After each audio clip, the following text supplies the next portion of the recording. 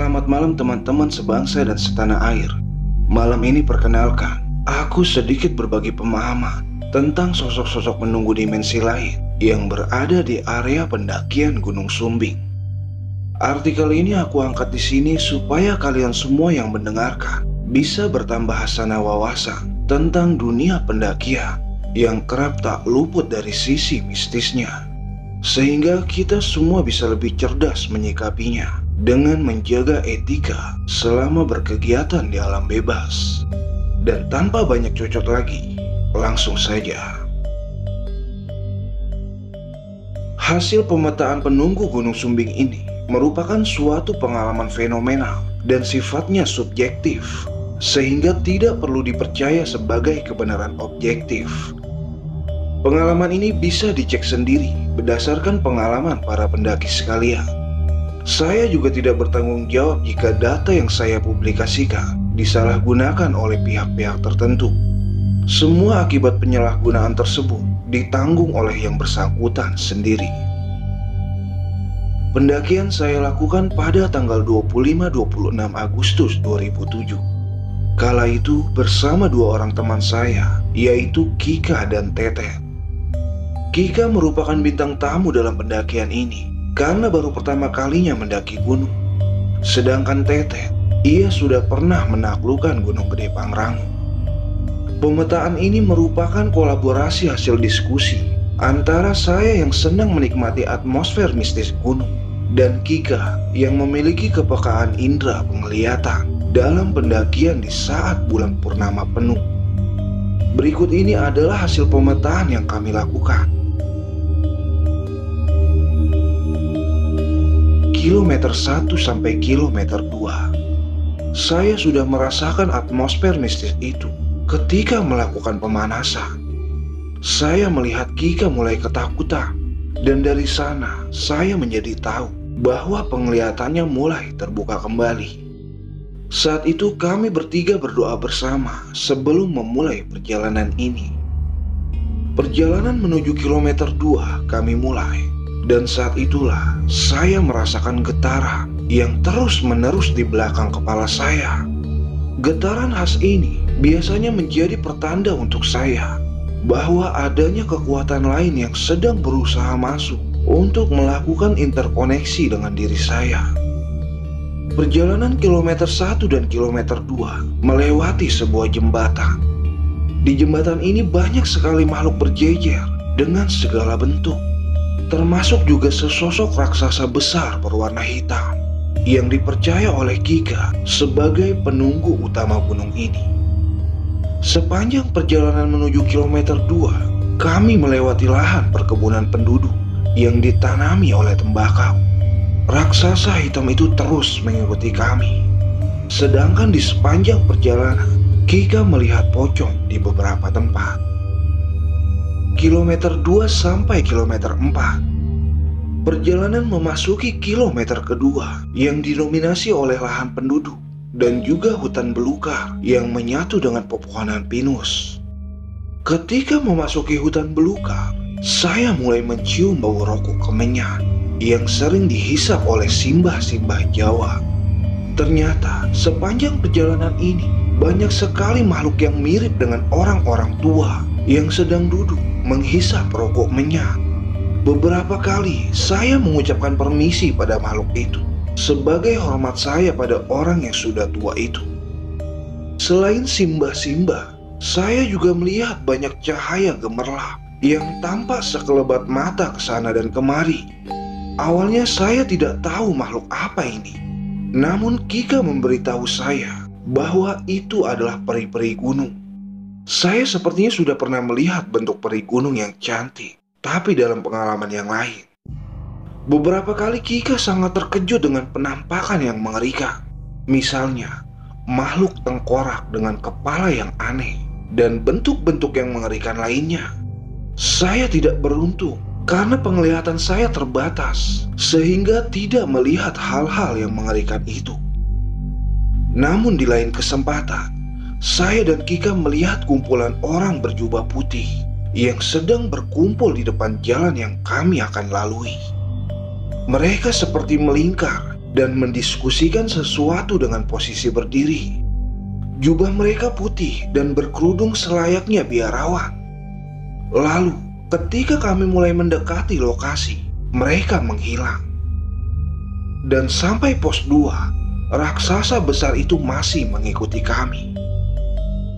Kilometer 4 sampai Pasar Watu. Kilometer keempat menuju kilometer 5, medan semakin sulit dan terjal karena kami harus mengikuti jalan air yang berpasir, sehingga jika lengah akan terpeleset. GPS Garmin 76CX saya kacau karena suatu energi aneh yang membuatnya berputar-putar tidak karuan. Ini terjadi mulai dari pos 2. Semakin tinggi bentuk makhluk halus, semakin menyerupai manusia. Pada kilometer ini, Kika bertemu dengan orang tua bersorban putih dan berjanggut putih seperti pertapa. Dia memperhatikan kami dan berjalan bersama kami. Kemudian beberapa saat menghilang. Sampai kilometer 5, waktu sudah menjelang subuh. Dan sepertinya kami terlambat karena beberapa kendala fisik yang dialami oleh kami. Saya dan Kika melanjutkan perjalanan berusaha menuju puncak, sedangkan Tetet memilih untuk ngecamp di kilometer 5. Hari menjelang pagi dan matahari dengan cepat bersinar. Saya dan Kika masih di pos Pasar Watu. Medan yang terjal sekali membuat Kika kesulitan untuk mendaki. Saya juga tidak bisa memaksakan untuk terus melanjutkan perjalanan. Jadi kami mengambil target sampai jam 11 pagi untuk kemudian kembali turun gunung. Pasar Watu sampai Tanah Putih. Di Pasar Watu, sesosok wanita berambut panjang menampakkan diri. Ada yang menyapa, namun ada yang acuh tak acuh. Menurut Kika, mereka adalah sundel bolong. Begitu pula di Watu Kota, ada beberapa wanita dan ibu-ibu bersanggul dan juga orang tua berjubah putih. Di perjalanan Watu Kota ke Tanah Putih, saya merekam perjalanan menggunakan handphone. Dan di sini ada keanehan karena saya melihat sesosok petapa berpakaian hitam yang sedang duduk bersila di rekaman itu. Namun saya tidak melihat orangnya. Anehnya, ketika rekaman ini dibuka kembali setelah turun gunung, bayangan orang itu semula masih ada. Tapi keesokan harinya kami buka, sudah tidak ada lagi. Jam pun menunjukkan pukul 11. Kami baru sampai di Tanah Putih. Setelah mengambil dokumentasi, kami pun memutuskan untuk turun gunung. Perjalanan turun gunung cukup lambat kala itu karena medan berpasir yang membuat kami sering terpeleset. Akhirnya kami kemalaman lagi di jalan. Dan akhirnya kami kembali bertemu dengan semua makhluk itu. Menurut Kika, kebanyakan di antara mereka menawarkan bantuan untuk memberikan kekuatannya pada kita. Mereka pun menjanjikan akan menjadi pengikut yang setia dan bisa mendatangkan kekayaan. Tapi saya sendiri enggan untuk bekerja sama dengan mereka karena mereka biasanya meminta tumbal. Perjalanan pulang menuju base camp, penampakannya masih sama seperti yang dipetakan tadi. Hanya saja sepanjang perjalanan ini, saya banyak mendengar suara-suara yang mungkin hanya didengar oleh saya sendiri. Contohnya seperti suara jerita, suara-suara memanggil-manggil nama kami. Lalu, sesosok makhluk yang masih agak muda mengikuti saya. Dia ingin sekali bersama saya, akan tetapi saya biarkan begitu saja. Dia pun baru menghilang setelah kami mendekati jalan raya.